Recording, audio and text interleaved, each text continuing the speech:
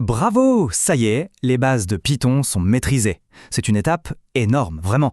C'est la fondation sur laquelle tout le reste va se construire. Alors, il faut prendre un petit moment pour savourer ça, parce que l'aventure, elle ne fait que commencer. Les variables, les boucles, les fonctions, tout ça, c'est en place. La fondation est là, elle est solide. C'est un accomplissement qui ouvre les portes d'un monde de possibilités assez incroyable.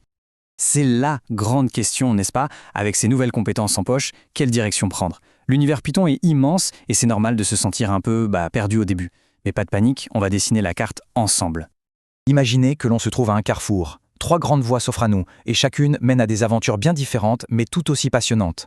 C'est un peu comme choisir sa classe dans un jeu. Est-on plutôt un bâtisseur, un explorateur ou un automate? Chacune de ces voies utilise Python, bien sûr, mais de manière totalement unique. Les bâtisseurs, eux, ils construisent les murs et les ponts du monde numérique. Les explorateurs, eux, partent à la chasse aux secrets cachés dans les montagnes de données.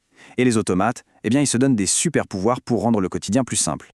Allez, on commence par la première voie, celle des bâtisseurs. Si l'idée de créer des sites web, des applications interactives, si ça fait vibrer et si on a envie de construire quelque chose de tangible que les gens pourront utiliser, alors c'est peut-être le bon chemin. Pour construire sur le web, on ne part pas de zéro, heureusement. Un framework web, c'est comme une boîte à outils de pro, mais pour le développement. Il fournit déjà toute la structure, les fondations, pour que l'on puisse se concentrer sur ce qui rend une application unique, au lieu de se prendre la tête avec la plomberie de base. Dans le monde de Python, il y a 2 grands noms qui ressortent, Django et Flask. Il faut voir Django comme un kit de maison préfabriqué de luxe. Tout est inclus, c'est solide, c'est parfait pour les gros projets complexes. Flask, à côté, c'est plutôt une caisse de Lego. On a les briques de base et une liberté totale pour construire exactement ce que l'on veut, petit à petit. L'un n'est pas mieux que l'autre, tout dépend du projet. Et pour bien comprendre la puissance de cette voie, il suffit de regarder Instagram. Oui, l'application qu'on utilise tous les jours avec ses milliards d'utilisateurs, elle tourne grâce à Django. Ça montre à quel point ces outils sont robustes, sécurisés et capables de gérer une charge absolument massive. Ce qu'on peut construire peut vraiment avoir un impact énorme. Allez, on change complètement de décor. Si on est d'une nature plutôt curieuse, si on aime résoudre des énigmes et trouver des schémas là où les autres ne voient que du bruit, alors la voie des explorateurs est toute tracée. Ici, le terrain de jeu, ce sont les données. Le premier outil indispensable de l'explorateur, c'est NumPy. Pensez-y comme à une calculatrice scientifique sous stéroïdes.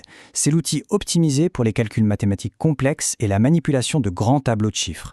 C'est vraiment le moteur qui fait tourner toute la science des données en Python. Et juste après, il y a Pandas. Si NumPy est la calculatrice, alors Pandas, c'est le tableur ultime.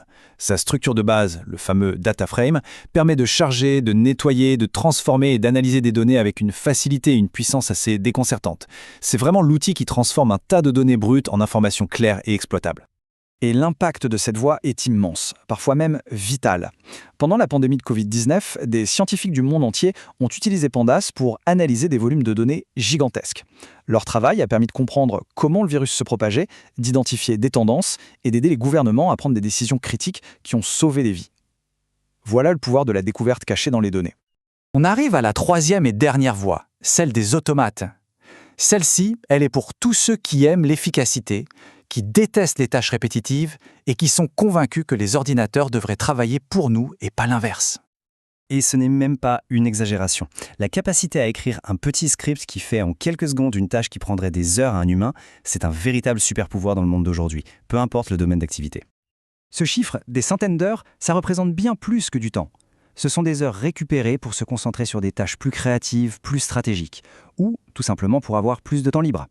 L'automatisation, au fond, c'est une façon de s'acheter la ressource la plus précieuse qui soit, le temps. Et les possibilités sont quasi infinies. Marre de renommer des fichiers un par un, on automatise. Besoin de récupérer une info sur un site tous les matins, on écrit un script. On veut que 2 applications qui ne se parlent pas échangent des données. L'automatisation via les API est la solution. C'est la compétence pratique par excellence. Ok, mais quelle que soit la voie choisie, un bon aventurier a besoin du bon équipement.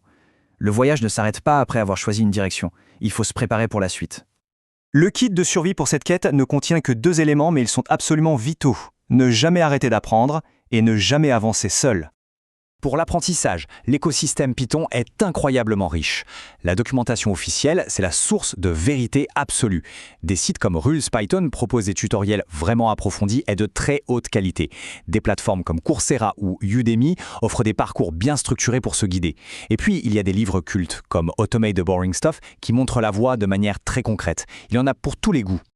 Et pour ne pas avancer seul, il faut rejoindre la communauté. C'est une force incroyable. Poser des questions sur Stack Overflow, discuter sur Reddit, rencontrer d'autres développeurs lors de Meetup, et quand on se sent prêt, contribuer à un projet open source sur GitHub. C'est une des meilleures façons d'apprendre tout en redonnant un peu à cette communauté qui a de temps. Alors, bâtisseur, explorateur ou automate? La carte est là, les outils sont à disposition.